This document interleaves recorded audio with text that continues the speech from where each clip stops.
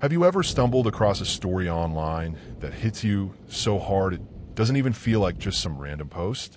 Today I was scrolling through Reddit and found a few stories like that. Way too real, way too creepy to ignore. I've got a feeling you're going to want to hear these. So, no more waiting, let's dive right in. Story 1. I was born on an island that only really had one rule. The kind that wasn't spoken, but lived in people's posture. The way their mouths tightened. The way their eyes avoided a certain part of the sea. We were never to talk about the island across the water. It sat to the east, a half-mile off our shoreline. You couldn't miss it. You'd see it from almost anywhere on our side. Past the docks, over the tree line, from the cliffs on the northern edge where the goats grazed. It was always there, sitting still, never changing. A piece of land so close you could row to it in under an hour, though no one did. I can't remember a single adult ever naming it. Not even once. And if you said something about it, even by accident, someone would shut it down immediately. Not angrily, just firmly, like flicking a candle out. One time when I was little, maybe 7 or 8, I pointed across the water and asked my mother if anyone lived there. She didn't scold me. She didn't say anything at all. She just took my hand and led me inside like I'd asked where babies come from or what happens when you die. That kind of silence. Another time, I asked my grandfather if he'd ever been. He was cleaning fish out by the shed. He paused just a second too long before saying no, then added, "Never ask about it again." And that was that. It wasn't forbidden in the way dangerous things are forbidden. It was deeper, like the island didn't want to be spoken of. And the people here had agreed to let it be. Our island wasn't big. You could walk across it in a few hours if you didn't stop. There was the village near the western bay, with its stone paths and wood-slatted houses and the small church where we held market on Sundays. A few scattered farms, a fishing dock, and the old watchtower from before my time that no one used anymore. It was quiet, steady, the kind of place where every door creaked the same way and you knew who'd passed by just from the sound of their cough.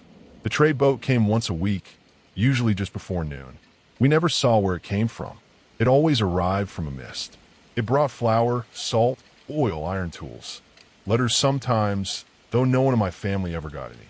It left with barrels of fish and boxes of preserved vegetables. No one ever left with it. Only the trader ever boarded it. He'd pass down the rope to whoever helped him load and unload, but no one else ever crossed the rail. We were closed loop. We grew up knowing our boundaries. The sea, the woods, the cliffs. And beyond all of that, the other island. Always watching. Always ignored. There were 5 of us who couldn't leave it alone. Me, Jonah, Sam, Eli, and Nathan. We were kids like any others. Too much energy, not enough fear. We ran barefoot through the brush, built slingshots from driftwood, dared each other to knock on the widow's door. We spent hot days pretending to be soldiers and cold nights pretending we weren't scared of ghosts. We stole things, but nothing important. Apples, candles, once a bottle of wine we didn't even like. We were just loud, restless boys. Jonah was the biggest, tall for his age, shoulders already starting to widen like his father's. He didn't talk much, but when he did, people listened. Sam was the quickest, always first to climb something, first to run, first to joke about things that made the rest of us squirm. Eli was quiet and careful, and always the one who asked, "What if?" before we did something dumb. Nathan was clever, sometimes too clever. He'd make up lies so good we believed them, even after he admitted they weren't true. And then there was me. I don't know what I was in that group. I guess I was the one who remembered, the one who carried it longest.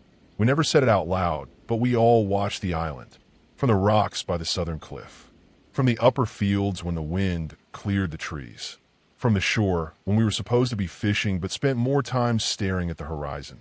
We'd talk about it only when we were sure no one else was listening. Maybe it's a ruin, Eli once said. Like, people used to live there, but something happened. Sam snorted. What, like ghosts? Maybe it's where the trader comes from. I offered. He never says. Jonah said nothing, just stared into the distance. We didn't speak of it often. And when we did, it was always with that half-serious tone kids use when they're testing how far they can push something without making it real. But over time, the idea started to settle. Not in our mouths, but in our bones, like it had been waiting there all along. We didn't plan it then. but I think we all knew we would. It was Jonah who said it first. We were behind the storehouse, the five of us perched on a broken cart that sank slightly in the middle, chewing through whatever scraps we'd stolen from our kitchens, salted fish, hard bread, half-rotted apples that still had enough sweetness left in them to be worth the trouble. The kind of food that tasted better because it wasn't given to us. He didn't clear his throat or build up to it. He just said, "I think we should go," like he was talking to himself. No one asked where. We all knew.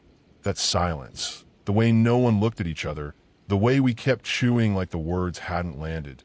That was agreement. Sam spat a seed into the dirt. Tomorrow. Jonah still didn't look up. 2 mornings before sunup. Nathan nodded. Eli wiped his hands on his pants. I didn't say anything, but I was already picturing the tide. We met 2 mornings later, just before sunrise, in the kind of pale, still light that feels like the world hasn't started yet. The moon was still visible, hanging low in the sky like it hadn't made up its mind to leave. The dirt was damp from night air, and everything around us smelled like the ocean. Not fresh like wind and salt, stale like old ropes and barnacles and the inside of a bait barrel. We didn't bring much. A couple flasks of water, a loaf of bread wrapped in a cloth, some rope, a pocket knife none of us could use right. Eli brought his father's compass. The face was cracked, and the needle had a habit of drifting even when you held it steady, but he brought it anyway. Sam brought a hammer, for some reason, though he never said why. Jonah had taken the skiff from the far end of the dock where the unused boats were kept. It wasn't in good shape, but it floated. That was enough. It creaked when we pushed it into the shallows, and for a second I thought the sound might carry and wake someone, but the village above us stayed dark. No lights, no footsteps, just the soft hiss of water and the thump of oars against the side of the hull. We climbed in. Jonah and Nathan took the oars first, setting a rhythm without speaking. The rest of us sat in silence, our backs to the shore. I didn't look back. The water was colder than I expected. Not freezing, but deep cold, like it came from underneath something. There wasn't much wind, just a faint breeze that moved in slow, irregular pulses. It brushed the surface of the sea in places. I watched the light from the sky ripple and disappear beneath the oars as we moved. As we got farther out, the shape of the island came into view, slowly, like it was pushing through fog we hadn't noticed before. I'd seen it all my life, but only from shore. Now, from the water, it felt different, bigger, heavier. The trees formed a jagged silhouette against the sky, and the hills behind them looked like sleeping animals just starting to stir. The closer we got, the more it felt familiar. The shape of the coastline, the slope of the land. It was like rowing toward a memory, one you couldn't fully place until you were inside it. There was a moment, maybe halfway across, where I turned to look behind us and saw that our own island was already fading into mist. A low fog was moving in fast, curling over the water like smoke through grass. The beach, the houses, even the trees, gone. Just a soft, gray smear behind us. It looked farther away than it should have. "Fins," Sam said, and he said it too calmly, like he was trying not to cause a stir. We all looked. Just to the right of the boat, something slid under the surface. Long, smooth. It passed without sound. Then another, and another. 4, maybe 5, just below the waterline, circling in wide, slow arcs. I couldn't see their shapes fully, but they moved like they had purpose. "Sharks," Jonas said under his breath. "Black tips, I think." Eli leaned forward. "How can you tell?" Jonah didn't answer. He just started rowing faster. So did Nathan. Neither of them said a word, but the skiff began to lurch forward harder with each pull. Sam reached down for the hammer in his bag and gripped it like it would make a difference. The boat started to wobble with the force of the strokes. Water splashed. The nose tilted. I tried to stay calm, but the air around me had gone thin, and every muscle in my body was bracing for something I couldn't see. The island was close now, close enough to see the rock line clearly. No dock, no paths, just broken shoreline and thick brush that came almost down to the water. A crooked tree leaned out over the water near a narrow stretch of beach, barely wide enough to stand on. It looked untouched, uninviting. Then came a hit, a soft thud followed by a jolt that rocked the skiff like we'd slammed into something just below the surface. "Reef!" Jonah barked. The boat tilted violently to one side, then the other. Water surged in through a crack below the center bench. Cold, fast rising. Something heavy clattered against the boards, maybe the hammer. A second later, one of the bags split open and spilled across the bench. Bread, rope, the knife, all sliding toward the low side. "Out!" someone yelled. We didn't argue. We moved. The skiff was already sinking under us, one side dipping hard. I kicked off the bench and dove, not even sure if I was jumping or falling. Water swallowed me to the neck. The cold hit like a punch, and my breath locked up in my chest. Behind me, splashing, gasping, limbs crashing into water. I could hear it all, but didn't look back. The current fought harder than I expected. My arms were sluggish, my legs heavier than they should have been. I kicked toward shore, every breath shallow and burning. Something brushed past my foot, too fast to register, too soft to be a log. I didn't stop. The distance couldn't have been more than 30 yards, but it felt like swimming through glass. The kind that keeps pulling you down instead of letting you break through. When my fingers finally hit rock, I hauled myself forward so fast I scraped both elbows raw. I didn't care. I just wanted to be out. One by one, the others crashed onto the beach behind me, crawling, dragging, coughing up seawater. The skiff was already gone, either swallowed by the reef or drifting, half-flooded, back into the mist. None of us had our bags. No compass. No food. No knife. The hammer was probably at the bottom of the sea by now. Everything we'd packed was gone. We stood there, shivering, dripping, catching our breath. One by one, we looked at each other, counting. 5 of us. No one missing. No one hurt, at least not badly. Then we looked around. It took a few seconds before anyone spoke. "This is the same place," Sam said, slower this time. "It's the same beach. It almost looked like it. Same crooked tree leaning out over the water like it was eavesdropping. Same cluster of black rocks jutting up along the curve of the cove. The same soft slope leading into the tree line beyond. Even the shape of the shoreline felt familiar, like we'd looped through time instead of space." Jonah turned in a full circle, scanning the trees and the shore and then the water again. "We didn't go anywhere," he said. His voice didn't sound angry. It sounded resigned. Eli was squinting at the ocean, his face tight. "We rowed across. We saw the island. We left." He didn't say it like he was arguing. He said it like he was trying to remind himself. No one responded. We started walking, slow at first, still trying to make sense of it. The beach looked nearly identical to our own, but it wasn't. The rocks were a little too sharp. The slope rose at a slightly different angle. The tree line was thinner, the color of the grass not quite right. Close enough to confuse us, different enough to keep us on edge. There was a narrow path leading off the beach and into the woods, just wide enough for 2 of us to walk side by side. None of us remembered it being there before. The air was different as we climbed, heavy and warm, like the weather had changed without warning. The trees swayed gently, but the grass up on the slope moved just a little too much. Jonah took the lead, Sam just behind him. Then Nathan, Eli, and me. We'd only made it about 30 or 40 paces up the trail when Nathan came to a stop. At first, I thought he was just catching his breath, but then I noticed where he was looking, up the slope toward the tall grass hugging the hillside. I followed his gaze and froze. She was so close. A very tall woman. She wasn't walking, wasn't moving at all, just standing in the grass like she'd been waiting for us to see her. No one spoke. No one moved. Even the wind kept going like she wasn't part of the world. The grass around her swayed. Her dress clung damply to her legs, but she didn't shift, didn't breathe. Her arms hung straight at her sides, too straight, too heavy, like she didn't know how they were supposed to work. She stood maybe 10 yards uphill, close enough to see the wrongness in how she carried herself. Her posture looked almost human, like a figure drawn from memory by someone who'd never actually seen one. That's when I realized what had hooked in my brain. Everything around her moved, but she didn't. Not even a twitch. "Do you see her?" Eli's voice was low, tight, like he wasn't sure if he was talking to us or himself. Of course we saw her. None of us had looked away. It felt like blinking might break some invisible barrier and make her come closer.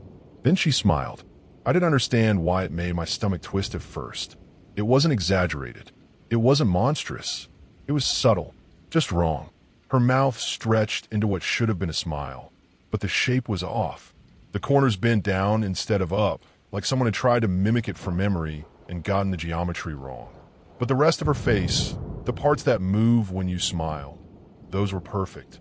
The cheeks lifted, the skin around her eyes crinkled. That mismatch was worse than anything else. Her eyes were kind, genuinely kind. Not cold, not distant. She looked at us the way a mother looks at her children. There was warmth in her expression, and it made my skin crawl in a way I still can't explain. I can tell you this. If I'd known then what I know now about that woman, I would have turned and swum back out into the water. I would have taken my chances with the sharks. Gladly. She raised her arm. The motion was slow, unnatural, like her joints didn't belong to her. Her hand lifted until one long, stiff finger pointed straight at us. We didn't scream. We didn't run. We just started backing away, careful not to turn around, like we thought not facing her would make things worse. Sam bumped into Jonah, who muttered a curse under his breath. Why is she pointing at us? Sam asked, barely audible. Nobody answered. I kept watching her finger. Something felt off. The angle. It wasn't quite right. Eli squinted, stepping half a pace forward. Wait, he murmured. I don't think she's pointing at us. I looked from her finger to her face. He was right. Her eyes weren't on us. They were aimed just above our heads. Her arm cut across the air in a straight line. Not to us, but over us. That's when I felt it, that slow pull in my gut. The primal feeling that something was behind me. We turned, all at once, and saw 5 people standing in the woods behind us, just beyond the path, half shaded by the trees. Not hidden, just waiting. They looked like us. Same height, same hair, same builds, but they were wrong in ways you didn't notice at first. The clothes were mirrored, buttons on the wrong side, shoelaces tied in configurations that didn't make sense. Nathan's double had a tear in his shirt, but on the opposite side. Eli's double stood with arms crossed like he always did when nervous, except the arms were reversed, left where the right should be. They weren't moving, just standing there, perfectly spaced, aligned, like mannequins arranged in a storefront. We didn't speak. They didn't either. Just stared, expressionless, like they were waiting for something. I stepped back without meaning to. The crunch of leaves underfoot sounded deafening. The air had changed. Not colder, not darker, just wrong. Like the rules we trusted had quietly stopped applying. I glanced back at the woman. She was still there, no longer pointing. Her body hadn't moved an inch, but her head was pushing forward. Just her head, tilting, straining toward us like it was being reeled in. Her neck stretched too far, vertebrae visible under skin that looked too tight to bend. Like she was trying to close the distance without taking a step. Like she wanted to reach us with her face alone. She stared at us with that same backward smile, mouth bent into a shape sorrow should never take. And those warm, impossibly kind eyes. That contradiction, grief twisted into joy, settled in her face like it had always belonged there. Her eyes were on us now, not the doubles. Us. I could feel the weight of her attention pressing against my chest. Eli made a sound, a sharp, shaky breath in that collapsed into a sob. Quick, uncontrolled. That was all it took. Her body didn't move. Her face didn't change. She just opened her mouth and screamed. It didn't sound human. It didn't sound like anything that should exist. It started low, like the groaning of a ship under pressure. Then it rose into something sharp and metallic, like rusted metal being torn apart underwater. The pitch climbed beyond what a person should be able to produce. We hit the ground instantly, hands to our ears. The sound wasn't just loud, it was inside us, in our bones, our teeth, our skulls. Sam was yelling something, but I couldn't hear it. All I could hear was her. And then it stopped. No faz, no hecho, just gone. The silence that followed hit just as hard. My hearing felt muffled, like I'd been underwater. For a few seconds, I could only hear my own breathing, sharp and uneven. When I looked up, she was gone. And the others, the ones who looked like us, they were gone too. Disappeared without a trace. like they'd never been there at all. "I want to go back," Eli said behind us. His voice cracked halfway through. "We shouldn't have come here. We need to leave." None of us answered. We didn't have a plan for any of this. We didn't even know what this was. "I think we are home," Nathan muttered, but it came out wrong. No one agreed. No one even looked at him, because whatever this place was, it only looked like home. And now it knew we were here. We had no boat, no choice, so we moved inland. There wasn't a conversation about it, no group decision, just a quiet understanding that staying where we were felt worse than pushing deeper into the island. We didn't know what we were looking for, maybe shelter, maybe sense, but doing nothing seemed like asking for whatever came next. The forest swallowed us quickly. The path that had been there a few minutes ago disappeared behind a wall of brush and bark. The deeper we walked, the stranger everything became. The trees were wrong, not in obvious ways, nothing that would scream out to someone who'd just arrived, but we knew trees. We'd grown up climbing them, chopping them, counting the rings of ones that had fallen in storms. And these felt like copies. Imitations, like something had tried to recreate them from memory and missed the proportions. Too many knots, branches that twisted back toward the trunk, bark that felt like damp cloth when your hand brushed past it. The ground was soft, but not with moss or leaves. It felt loose, like something had recently shifted underneath it. The air smelled like iron and mildew, and something sweet rotting deeper in the woods. Eventually we found a clearing, no wider than a fishing boat. A fallen tree split it down the middle, half uprooted, with thick green moss crawling along its trunk like veins. Jonas sat down on it, hands on his knees, his face pale. "What the hell was that?" he asked. No one had an answer. Sam was pacing again, running a hand through his hair over and over. Eli stood with his back to a tree, eyes scanning the brush as if he expected the woman, or something else, to step through it at any moment. That's when we heard it. A click. Soft. Mechanical. Out of place. Not a branch snapping or the wind shifting, but the distinct sound of a latch lifting. A door opening somewhere ahead of us in the woods. None of us said to move toward it, but we did. No one suggested turning back. No one asked if we were sure. Maybe because saying it out loud would make it real. Or maybe because that sound, the quiet metallic certainty of it, felt like a thread pulled taut. And we couldn't stop ourselves from following where it led. As we moved, the forest didn't grow thicker. It grew darker. The light filtering through the trees lost its sharpness. Not just shade. Like the sunlight itself had started to dim before it reached the branches. The air pressed in again. Not sharp like on the beach. Heavier, like something watching had started to breathe. Eventually, the trees broke into another clearing. The grass here was shorter, yellowed and dry, crunching underfoot. And in the middle of it stood a house. None of us spoke at first. It wasn't broken down or ruined, just old. Weathered boards, sun-faded paint. A small porch sloped slightly to one side, and the roof looked like it had sagged a little in the middle, like something heavy had once sat on it. It looked like the kind of house someone might still live in. We approached slowly, cautious, not curious. Something about it made our steps slow down without us talking about it. I kept scanning the windows, half expecting someone to be standing just behind them, watching. Nathan stopped before the others did. He tilted his head slightly, then pointed to the corner of the porch. "My dad made a post like that," he said quietly. "What do you mean?" I asked. He didn't answer right away. He walked a few steps closer, squinting at the frame around the door, then to the woodwork under the windows. "It's like our house," he said. "It's not the same, but it's close." He stepped up onto the porch. We followed, hesitant. None of us wanted to be near the place, but no one wanted to let Nathan go alone either. The door was already cracked open, just a few inches. Nathan hesitated anyway, like something might still reach out and shut it. Nothing did, so he pushed it open the rest of the way. The smell hit first, just stale air and old wood, like a room that hadn't been opened in too long. The kind of place where dust doesn't float, it just settles into the walls. It looked small from the outside, but the inside felt deeper, bigger than it should have been, like the walls had stretched just enough to be wrong. Inside, the light was dim and orange tinted, like it was filtering through the wrong kind of glass.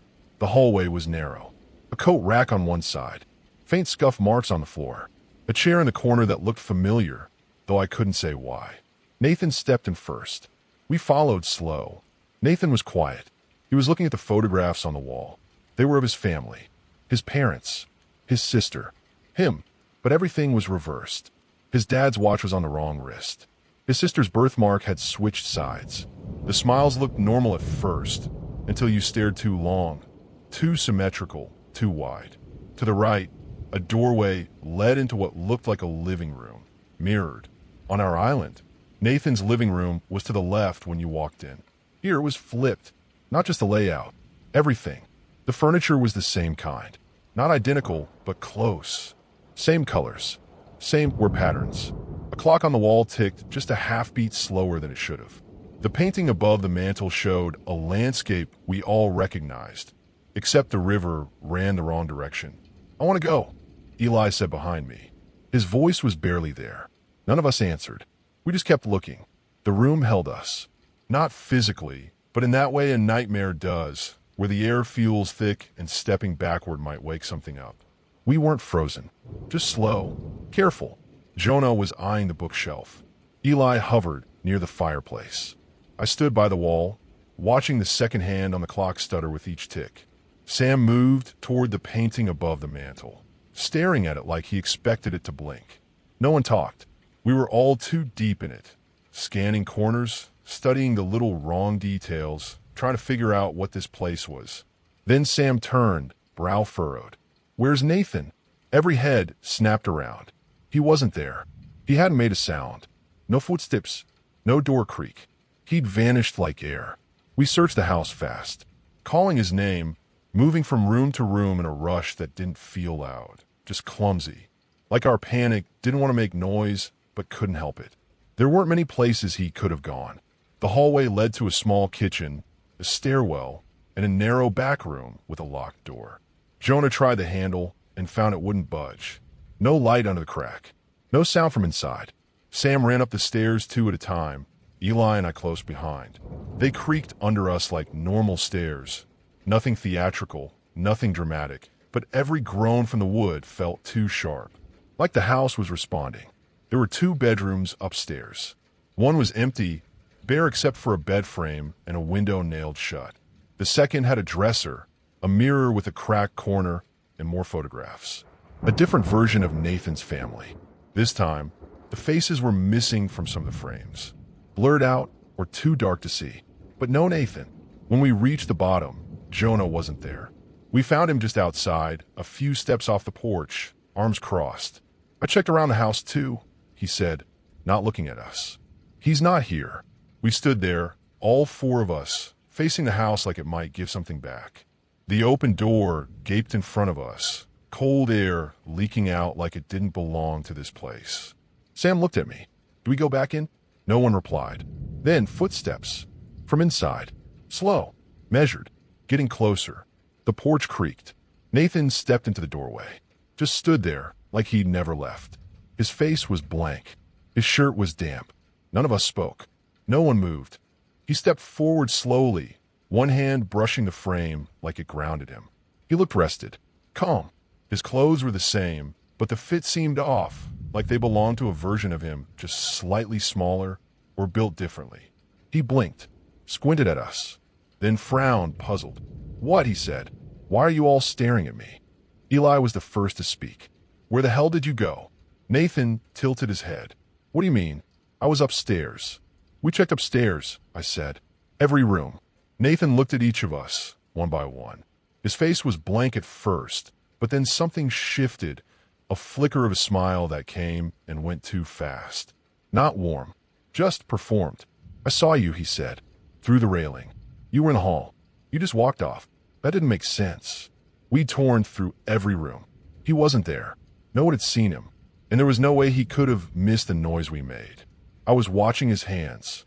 Nathan always rubbed his thumb against his knuckle when he was nervous, a little tick, unconscious. This Nathan's hands were still, relaxed, at his sides. He stepped down from the porch. None of us moved. "Are we going?" he asked. Same voice, same face, but the rhythm was off by a beat. Too calm, too smooth. No one answered. We just stared, waiting for something to twitch wrong. I opened my mouth to say something, but I couldn't make the words form. Not the right ones, anyway. We just started moving, brisk, determined, not quite running, but no longer willing to stop. The sky was dimming fast, the woods deepening in color, and everything around us seemed to press in with a quiet that felt more like watching than stillness. Jonah walked up front. Sam stayed beside me. Eli and Nathan trailed behind us, a little slower, not too far back at first. We were almost to the beach when it hit us. A voice cracked open behind us, rasping, high-pitched, like a throat trying to speak for the first time and tearing itself apart in the process. There was the shape of a word, but the sound didn't know how to hold it. We froze. None of us looked back. Run, Jonas said firmly. That was it. So we ran. Branches whipped our arms. Roots caught our feet. The path bent the wrong way more than once, and every tree looked like one we'd already passed. But we kept moving, pushing forward through the tightening forest until the trees finally broke open again, and we saw it. The dock, warped and crooked, half sunken at the far end. A boat was tied to it, not the one we'd taken, but something older, narrower, still afloat. We stopped at the edge of the road, right next to the boats, and turned. I checked to make sure everyone was with us. Eli was not. I watched the clearing, expecting to see him jogging up behind, cursing or out of breath. But the bend in the path stayed empty. We waited. A few more seconds passed. Then we heard it. A scream, ragged and sharp, echoing through the trees like it didn't belong to a voice, but something breaking. Not words, just pain. Jonah moved first. He stepped away from the boats, 1 foot toward the woods, and that's when she appeared. She walked slowly out from the bend of the clearing, circling into view. Cradled in her arms was Eli. He was still screaming. His body writhed, legs kicking, hands clawing at her shoulders. She didn't struggle. She didn't even seem to notice. Her arms were wrapped tightly around him, pulling him against her chest like a mother calming a child in the middle of a tantrum. Her face was fixed on us. Not Eli, not the forest, just us. Her eyes never left ours, like she wanted us to see everything. And we did. That same downward smile carved her mouth into a deep, strained curve. It looked like the expression had been sculpted into her face with wire, pulled tight and wrong. But her eyes told a different story, soft, glassy, full of warmth, like she was watching something beautiful unfold. As she held Eli tighter, her lips quivered slightly, as if the shape was difficult to maintain. Her cheeks twitched, like they couldn't decide whether to frown or laugh. She was trying to be gentle. She wanted us to know that. Eli was screaming, but it wasn't just fear. It was pain, real pain, the kind that stops sounding human. His arms pushed against her shoulders, clawing, slapping, nothing that made a difference.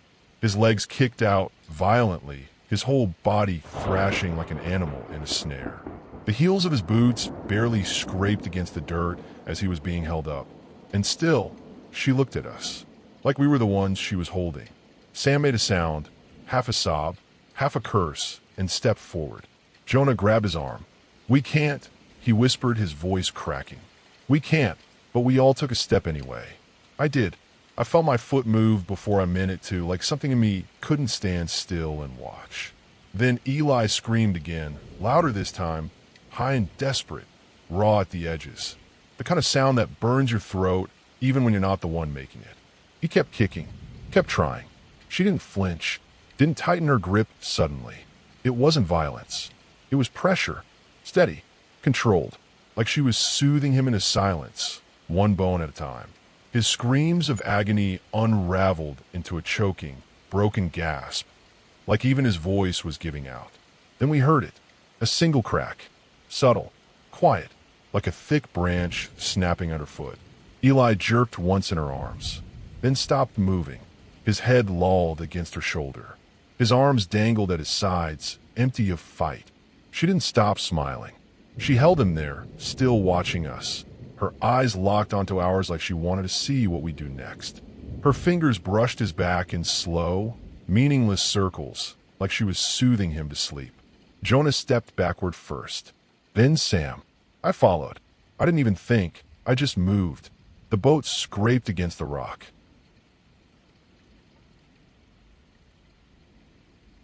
Story 2. I found a first letter on a Tuesday. It didn't come in the mail, not really. It was just there, in our mailbox, no stamp, no postmark, no return address. Just our names written in a child's handwriting. Asterisk Mara and Eli Star. Inside, on a single sheet of folded notebook paper, was this. Asterisk hi mom and dad. Asterisk asterisk you don't know me yet, but I'm your son. I'm writing from the future.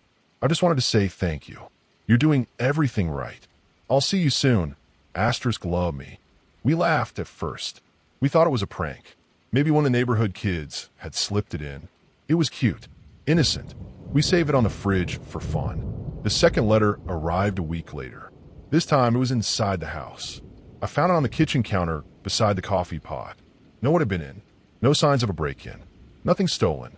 The doors were locked. We had no cameras, but we were always careful. Still, there it was. Asterisk hi again. Asterisk asterisk Mara. Your headaches are from the water. It's the pipes. Don't drink it anymore. Asterisk asterisk Eli. Bring an umbrella on Thursday. You'll need it. Asterisk I love you. Me, Mara had been having migraines for weeks. Her doctor thought it was stress, maybe hormones. But she stopped drinking the tap water and switched to bottled. Within 3 days, the headaches vanished. Thursday brought an unexpected hailstorm. Everyone at the office was drenched. I was dry. After that, we stopped laughing. We didn't talk about it first. We just obeyed. Quietly. Unsure why. The letters were always right. Helpful. Loving. They felt real. They started arriving regularly. The third letter told us not to attend a birthday party we'd RSVP'd to weeks before. It was vague. Asterisk, please don't go to the party on Saturday. Something bad will happen. But you'll be safe if you stay home. I promise, Start. We stayed home. The next day, the news reported a carbon monoxide leak at the event hall. Several people were hospitalized. One person died. The following letter said, asterisk, thank you. That would have been very bad for us, Start. We started saving every letter. They felt sacred. They always came when we were alone. Always in strange places, under pillows, inside cupboards, once even inside the fridge, folded neatly between 2 cartons of eggs. Each note felt warmer, more intimate, more personal. They began using our childhood stories, ones we'd only ever shared in whispers. Asterisk, Mom. Remember the pink shoes you buried in the woods behind Grandma's house? I found them. They were still there. Thank you. Asterisk, Mara burst into tears. She hadn't thought of those shoes in 20 years. Asterisk, Dad. The letter you wrote to your grandpa before he died? He read it. He says, thank you, Start. My knees buckled. I had burned that letter before ever sending it. Then the warnings began. They were subtle at first. Asterisk, don't answer Aunt Lydia's calls anymore. She doesn't believe in me. She's going to make you forget Start. We ignored that one. Lydia came to visit the next week. She walked through our house, sat on our couch, and said she felt something wrong in the air. She kept asking if we were okay, if we were sleeping, if we were eating. She left us a dream catcher and told Mara to wear lavender on her wrists. The letter that night said, asterisk, she saw too much. You have to be careful, Start. 2 days later, Lydia's car crashed on a mountain road. She survived, but she was in a coma for 2 weeks. We never called her again. By the time the pregnancy test came back positive, we didn't question it. It didn't matter that we hadn't planned for children. It didn't matter that I'd had a vasectomy 5 years earlier. Miracle, Mara whispered. Destiny, I said. We held hands in the kitchen, trembling. The house felt too still. Outside, the wind stopped. The letter was already on the counter. Asterisk, he's coming. Thank you for making it possible, Start. The letters became more frequent, more urgent. Asterisk, don't trust the man with the dog who walks past at 8:15. He's watching us, Start. Asterisk, don't let the doctor touch Mom's stomach. He'll feel something he's not supposed to, Start. Asterisk, don't look into the mirror for too long, Start. We didn't know what that meant, but after a while we couldn't. Our reflections began to move out of sync. The pregnancy progressed rapidly. By what should have been week 12, Mara looked full term. She didn't gain weight. Her skin remained smooth, flawless. But her stomach grew, and the skin over it pulsed faintly like something underneath was testing the boundaries. She didn't sleep much. When she did, she murmured in a language I didn't recognize. The letters still addressed us lovingly. Asterisk, you're both doing so well. I'm so proud of you. Asterisk, asterisk, don't listen to anyone else. They'll try to keep us apart. Asterisk, asterisk, you have to protect me. We're almost ready, starred. Then came the letter about Mr. Halberd, our neighbor. Asterisk, he knows. He's been watching you. He's going to ruin everything. You have to stop him, starred. We were scared. We believed it. Halberd had always been nosy, sure, but lately he had been stopping by more, asking strange questions. You folks expecting? You look different. This house, something about it feels wrong now. The next note said, asterisk, he's lying. He always has. He hurt children once. He'd hurt me too. Do what you need to do, starred. Mara convinced me to confront him. It wasn't supposed to happen like it did, but it did. Halberd fell down the stairs. His neck broke. We didn't call the police. We buried him under the garden shed. We found a letter in the soil the next morning. Asterisk, thank you. He won't interfere anymore, starred. Mara went into labor that night. That's when the sky turned black. Not cloudy, not stormy, just black. Like someone had painted over the sky with tar and forgot to leave room for the stars. The power flickered once, then died. Every light, every outlet. My phone screen refused to turn on, even with a full charge. The clocks froze at 11:44. Outside the window, there were no streetlights, no moonlight, just a black wall where the world used to be. Even sound felt muffled, like we were wrapped in cotton. Mara screamed. It wasn't a cry of pain. It was something else. Her voice didn't echo. It seemed to collapse in on itself, the sound falling flat in the air like it wasn't allowed to leave the room. And then it stopped. Her eyes rolled back. Her mouth hung open, and from her lips came a voice that wasn't hers. Not deep, not monstrous, just wrong. Like 100 whispers trying to form one word. I leaned close, trying to understand. She convulsed once, twice, then went completely still. Her stomach bulged and contracted in slow, rhythmic pulses. Something was moving beneath the skin. Not kicking, shifting, like it was stretching, unfolding. I backed away. The room felt hotter by the second. The walls pulsed with a dull red hue, as if lit from behind veins. The floor vibrated beneath my feet in perfect sync with Mara's breaths, deep, dragging, unnatural. There was no blood, no contractions, just silence and movement. Then came the sound, a high-pitched whine, like metal scraping against bone. It came from Mara's mouth, eyes, fingertips. Her skin began to glow, and just as quickly it stopped. Her belly went still. Her eyes fluttered open. She looked at me, really looked at me, and smiled. It's okay now, she said. I dropped to my knees beside her. The glow in her skin faded.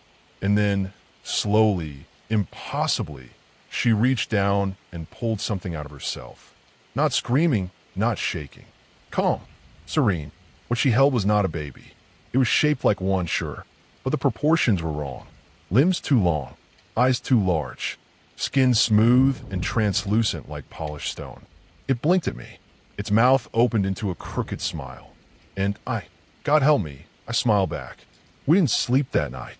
Not because we were afraid. Because the baby, our son, didn't want us to. He didn't cry. He didn't fuss. He just stared, wide-eyed, from the little nest of blankets we laid him in on the living room floor. His eyes never closed. Not once. He doesn't blink. Mara said around 3 a.m. I hadn't noticed. But she was right. He watched us constantly, like he was memorizing us, studying us, like we were a test, and he was waiting for the results. And we felt proud, grateful. There were no more letters. None the next morning. None the next week. But there were changes. Mara no longer needed food. Not really. She'd pick a toast, sip a tea, but nothing else. She stopped sleeping entirely, yet never seemed tired. She said her dreams now lived outside of her, that he had taken them from her for safekeeping. I kept working, going through the motions, but people looked at me differently. My coworkers asked if I was okay. One even reached out and grabbed my arm like he thought I was about to collapse. You've been losing weight, he said. You look pale. I looked in the mirror that night. and I didn't recognize myself. But when I turned away, I saw my reflection blink, and I hadn't. The next letter came 2 weeks later. It wasn't in the mailbox. It was in the crib, folded beneath our son's body, like a note left in a bassinet at a fire station. It was different. Printed, not handwritten. Sharp letters, uniform and cold. Phase 1 complete. Secondary conditioning successful. Intervention no longer necessary. Initiate localization. We didn't understand what it meant until the dream started. Not for us, for others. We got a call from a friend in New York, terrified. She said she dreamed of us, but not how we are. She saw us in a house with no windows, holding something that looked like a child, but wasn't. Smiling, rocking it, singing lullabies in a language she couldn't understand. She woke up crying. Then the dream spread. Relatives, co-workers, strangers. People messaged us, confused, disturbed. We saw you. We saw him. He told us things. He told us what's coming. He nodded. He had a name now. And then he spoke it. To us. Out loud. Just one word in a language we couldn't place. But it cracked the glass on the coffee table. Sent every dog on the block into a howling frenzy.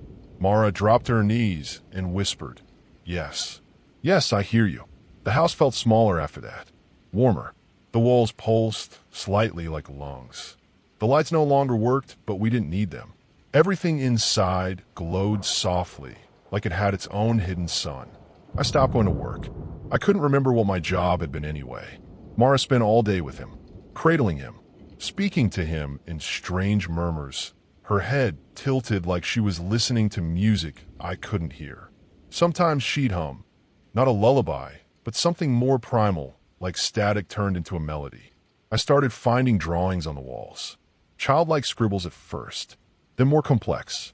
Circles within circles, jagged geometry, sharp lines forming impossible angles.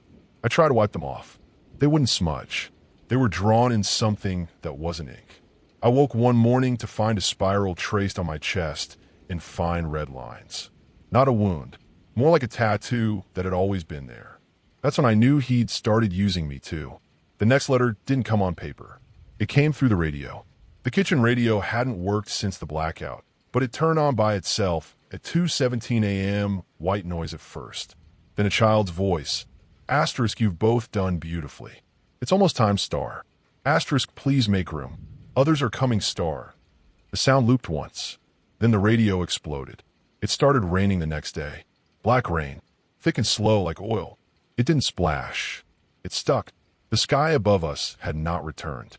There was no sun, no clouds, just that awful velvet void, like we lived beneath a blanket that didn't want to be removed. I tried to call my brother. The line clicked and opened into silence. Then I heard him breathing, then crying, then a voice, our son's voice, saying he's not ready. Mara was ready. She started setting up the house, rearranging the furniture. She said they needed a nursery, not for him, for them. They're coming through soon, she told me one night while folding linens. He's made it safe for them now. Ooh, I asked because I didn't want to believe I already knew. She looked at me with those wide, glowing eyes and said, "The others." 2 nights later, we watched from the porch as the man across the street walked into his front yard, dropped to his knees, and carved a circle into his chest using the edge of a broken CD. He was smiling the entire time. When I ran to him, he was already gone. But on his shirt, written in something that might have been blood, or something worse, was one word: ready. We stopped getting mail.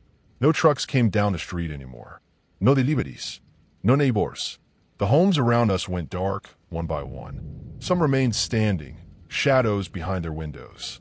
Others collapsed in on themselves overnight, like paper folding into ash. Still, we stayed, because he told us to. The house had changed. The doors no longer open outward. Behind every door was another room of the house. The living room, the kitchen, the nursery. They had multiplied, endless variations of the same 3 places, looping deeper and deeper the more you opened. I once passed through 7 living rooms before finding Mara again. She said it was better this way. We need room for everyone. The next letter was scratched into the inside of the refrigerator. Asterisk, he's almost ready to be born again, starred. We didn't understand. He's already here, I whispered. No, Mara said gently. That was just the beginning. That night he changed. He grew, not larger, but deeper. He felt heavier in our arms, like he contained more space than the outside of his body suggested. His eyes no longer blinked. They shifted, like you were never quite looking at them directly, no matter where you stood. He called me by my real name. Not Eli, the one no one knew. Not even Mara. And when I asked him how he knew it, he said, I gave it to you. We found the final letter in our bed, folded neatly, resting on our pillows. This one wasn't signed. The bridge is built. The hosts are prepared. The signal will arrive soon. Asterisk, do not interfere. Asterisk, the walls began to hum. The black sky tore open, but it didn't reveal stars. It revealed night. Huge, pulsing, watching, and it blinked. We didn't scream when the sky blinked. We knelt. Everyone did. Across the street, from what houses remained, figures emerged. Staggering, praying, chanting in tongues that didn't belong to any language we knew. Some we recognized, some we didn't. All of them watched the sky and waited. And our son, our beautiful, impossible son, smiled. Now you see, he said. He wasn't a child anymore. Not in the way we understood. His body hadn't aged, but his presence filled the house like gravity. He bent the air. Light avoided him. Shadows bowed. We didn't mean to help this, I told Mara. She didn't answer. She was no longer Mara. Not really. It started 3 nights ago. I found her standing in the hallway, tracing the spiral on her chest. She said it itched, said it moved when she looked away. She whispered that she'd started dreaming of herself from the outside, watching her own body carry out instructions she hadn't consciously heard. She didn't fight it. I think a part of her had been gone for weeks. And now, there was no more denying it. The air crackled with electricity. The ground shook in pulses. The eye in the sky blinked once more. Then the letter appeared. Not in the house. In my mind. A voice. Warm. Familiar. You were never meant to survive me. Only to usher me in. The locks have been undone. The veil rewritten. The shape of the world bent back to its origin to me. I did not come to destroy your world. I came to replace it. You were the prayer. And now, you are the silence that follows it. There will be no aftermath. No reckoning. Only continuity in my shape, in my image, and in the names that come after yours are forgotten. Sleep now. Asterisk, the new world does not require your witness. Asterisk, I tried to scream, but my mouth no longer worked. I tried to run, but my legs were no longer mine. Mara turned to me one last time. She opened her mouth, and in our son's voice, she said, we're already inside. That's it for today's creepy Reddit tales. Before we go, I just want to say a quick thanks to all of you for watching, liking, and sticking around. You guys keep this channel going, and I'll be back soon with more stories that'll make your skin crawl. Drop a comment if you've got your own spooky tale to share, and I'll see you in the next one.